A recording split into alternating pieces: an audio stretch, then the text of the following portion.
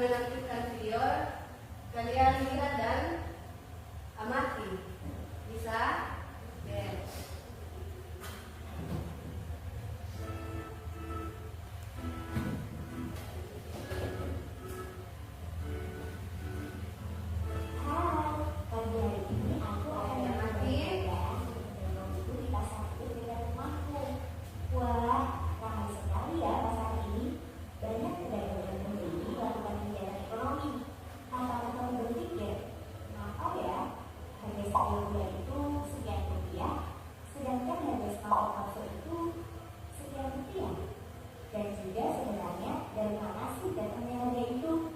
Aku merupakan seorang penjual minuman kopi kekinian.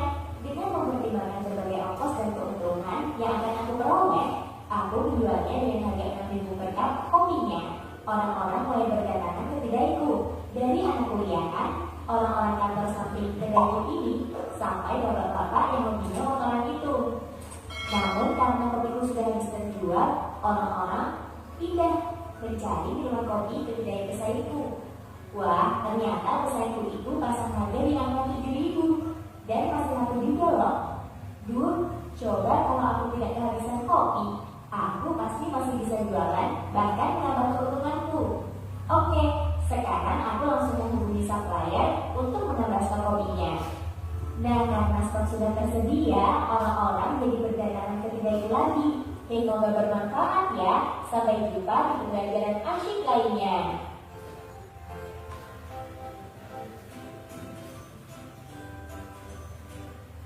Ya, di sini ada hukum permintaan semakin tinggi, ya, baca sama-sama, semakin tinggi harga suatu barang, semakin sedikit jumlah barang yang diminta. Ya, sebaliknya mungkin ada yang bisa jelaskan. Ya, saya silakan untuk Mbak Tina. Sebaliknya, jika tidak harga turun, maka jumlah barang atau jasa yang diminta mengalami peningkatan. Ya, itu adalah hukum permintaan. Lanjut, untuk kelas waktu 1 menit. Amati. Nanti Ibu akan tanya, kalian bisa jawab. Jangan takut untuk bertanya atau jangan takut untuk menjawab. Ibu amati dulu. Kalau dulu 2.000 bayar siswa membeli 50 gelas. Ya. Lanjut, apa hubungan harga dengan permintaan dan penawaran? Ada yang bisa jawab? Semakin tinggi permintaan, semakin tinggi juga penawaran. Ya. Oke. Kita akan masuk dalam buka. Untuk itu tepuk tangan dulu semua peserta untuk luar biasa ya. Jadi kalau kalian mungkin sudah di Bapak Ibu guru seperti Ibu, kalian akan juga berdiri di depan. Jangan takut untuk lihat. Ini adalah kurva penawaran untuk buku tulis. Nah, kita fokus di sini.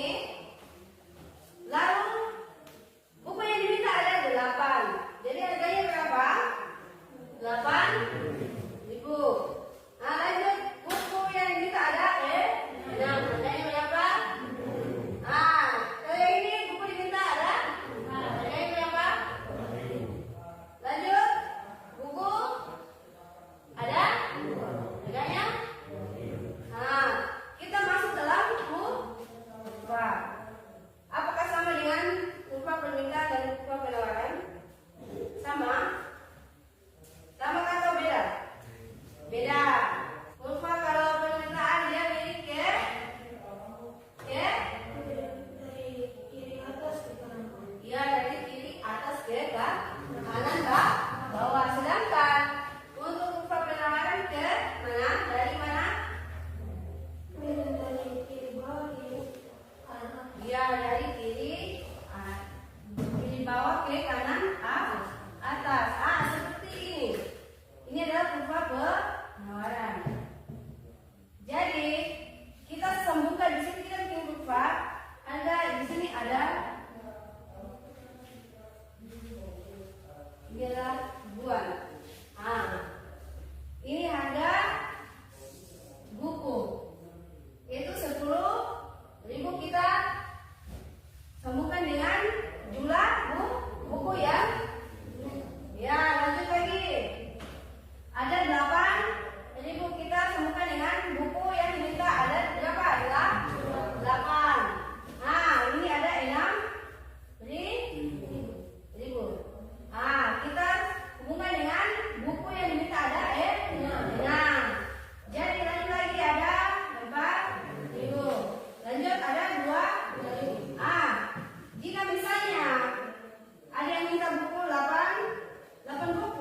Jangan kalian cocokkan dengan atau kalian kasih masuk dengan harga 10.000.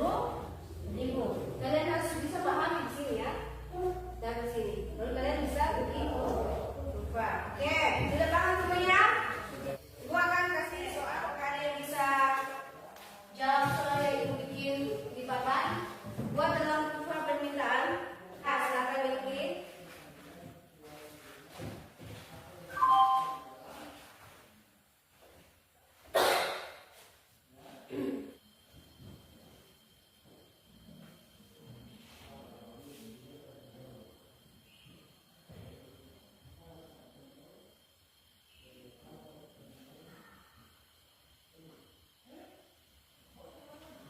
Ya, ternyata memang dia sudah bisa pahami materi yang ibu tadi ajarkan, makanya dia sudah bisa jawab soal yang ibu kasih. Oke, luar biasa. Dari kiri, tepuk tangan dulu.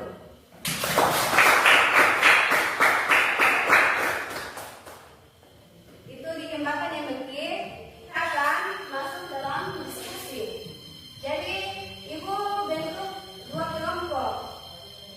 Masing-masing ada 4 anggota. Ya, ini ada 2 kelompok, yaitu kelompok permintaan dan kelompok penawaran. Ini kelompok permintaan, ingat ya. Ini kelompok permintaan. Dan ini kelompok penawaran. Nah.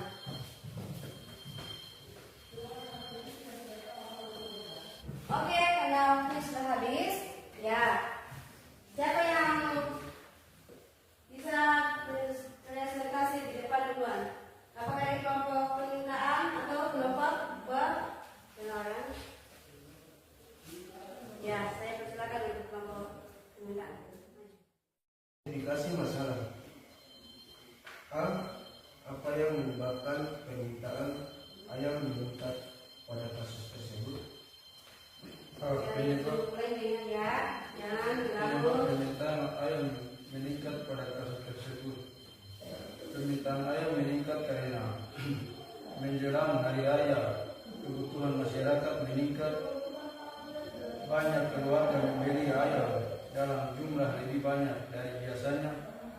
Ayam merupakan kebutuhan penting untuk perayaan hari raya. Saya harus untuk kelompok permintaan dulu.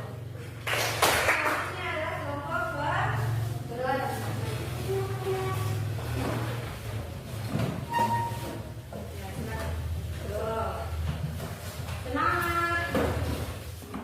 Apa yang mempengaruhi pengeluaran pada kasus miras tersebut? Faktor yang mempengaruhi penawaran dalam kasus miras tersebut adalah kondisi alam, cuaca ekstrem gagal panen, biaya produksi pupuk dan transportasi meningkat, ekspektasi produsen ini menahan barang karena pasar naik, jumlah barang yang dihasilkan menjadi lebih sedikit. Hubungan antara penawaran dan harga pasar adalah berbanding terbalik secara tidak langsung dalam kondisi tertentu. Jika penawaran menurun sementara permintaan tetap, maka harga akan naik. Sebaliknya, jika penawaran meningkat, harga cenderung turun. Jadi kalian punya diskusi atau kerja kelompok kalian sudah bagus. Ibu kasih kesimpulan. Jadi kesimpulan kita siang ini adalah permintaan berkaitan dengan konsumen, sedangkan penawaran berkaitan dengan produsen. Harga menjadi faktor utama yang mempengaruhi keduanya. Oke, itu adalah kesimpulan dari materi permintaan dan